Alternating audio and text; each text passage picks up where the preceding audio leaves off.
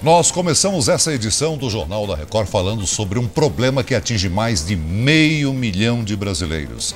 A greve dos médicos peritos do INSS, que completa hoje 40 dias. Com a paralisação, as perícias ficam adiadas e muitos benefícios são reduzidos ou simplesmente cancelados. A servidora pública Silvia tem câncer no estômago e em um dos ovários. Por isso, ela está afastada do trabalho há mais de 2 anos e deveria estar recebendo o auxílio saúde integralmente. Mas isso não acontece. Esse mês eu só recebi a diferença do dia 2 ao dia 9 de setembro. Deu quanto isso? Deu R$440. E a senhora recebe quanto? Eu recebo R$1.350.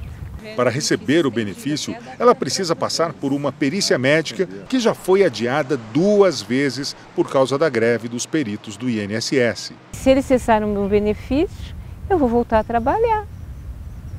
Condições eu não tenho, porque eu não tenho condições, eu não me aguento em pé, eu estou com 34 quilos. Assim como a dona Silvia, milhares de pessoas em todo o país enfrentam a mesma situação. Desde que a paralisação no INSS começou há 40 dias, mais de 530 mil perícias foram canceladas. De acordo com a Associação Nacional dos Médicos Peritos, mais de 30% dos profissionais que atendem no INSS estão parados. Mas, segundo essa advogada, isso não é motivo para a suspensão ou a diminuição do pagamento dos benefícios, como aconteceu com a Silvia. Existe uma resolução 97 de 2010, que ela vem de uma ação civil pública, onde determina que o segurado deve ter mantido seu benefício até que o segurado seja submetido a uma nova perícia.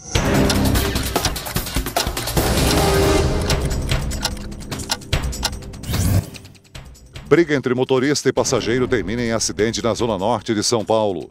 A discussão teria começado porque um homem se irritou com as paradas nos pontos durante o percurso. O motorista perdeu o controle do veículo e bateu num poste. 10 pessoas ficaram feridas. O passageiro fugiu. Manifestantes atearam fogo em 3 ônibus no complexo do Chapadão, zona norte do Rio de Janeiro.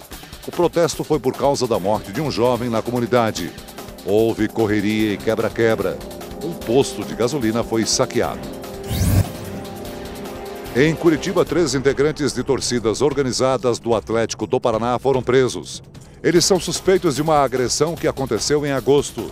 Imagens divulgadas mostram um homem sendo agredido pelos torcedores.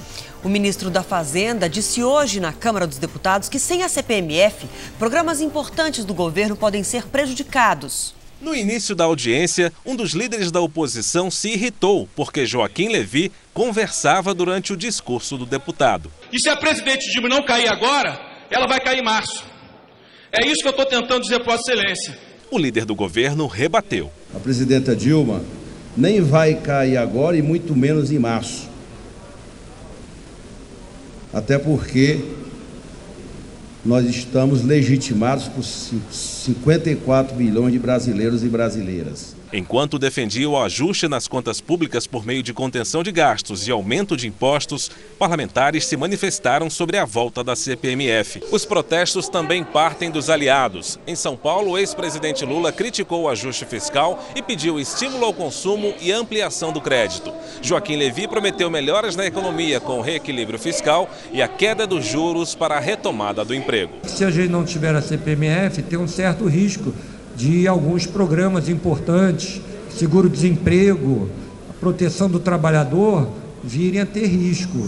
Morreu hoje no Rio de Janeiro o ator, diretor e produtor musical Luiz Carlos Miele. Ele tinha 77 anos e sofreu um mal súbito em casa. Esta foto foi tirada na madrugada de ontem. Um dia depois, Miele foi encontrado sem vida pela mulher Anitta no escritório de casa, na zona sul do Rio. Destruída, né? Tá arrasada, quase 50 anos de casados. Surpresos, os amigos lamentaram a morte súbita do cantor e produtor musical, que também trabalhou com os maiores nomes da música brasileira nos últimos 60 anos. A gente não consegue chorar muito com a partida do Miele. A gente lembra, aí começa a lembrar das coisas engraçadas, que é ótimo isso, né? Miele foi um dos apresentadores do programa que comemorou os 50 anos da Rede Record em 2003. Atuou também na Escolinha do Barulho. Miele gostava de dizer que produziu uma geração de ídolos da MPB e continuou em cena para trabalhar também com os filhos desses artistas. Era muito conhecimento, né? Era muita sabedoria. O corpo de Luiz Carlos Miele será velado na Câmara dos Vereadores, no centro do Rio, com a participação do público a partir das 7 horas da manhã. O enterro está marcado para as 4 horas da tarde desta quinta-feira. Tudo começou a dar certo na vida dele. Tudo começou a dar certo.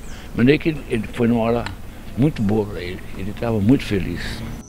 Tão importante quanto estudar para a maratona do Enem é se alimentar corretamente antes e durante a prova, né? Alguns alimentos podem até deixar o estudante com um raciocínio mais lento.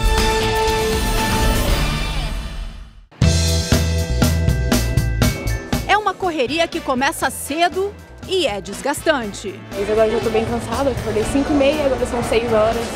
E agora até às 11 horas estudando. Eles são os maratonistas do Enem. E como todo atleta, a Jade, de 17 anos, tem que se alimentar corretamente. A começar pelo café da manhã. Um leite com achocolatado, um pão. Para esta nutricionista, está longe do ideal. A gente pode colocar um iogurte natural com chia, tá? Que vai te dar uma boa energia, e uma fruta. Não pode faltar na dieta dos vestibulandos um elemento que todos eles aprendem nas aulas de química. Esse aqui, o zinco. Nozes, castanha, elas são ricas em zinco e o zinco é importante para o cérebro.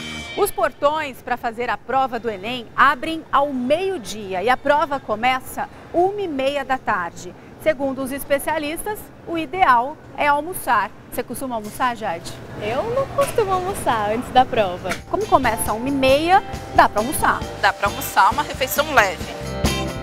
E o mais importante, durante o Enem, não dá para ficar de estômago vazio.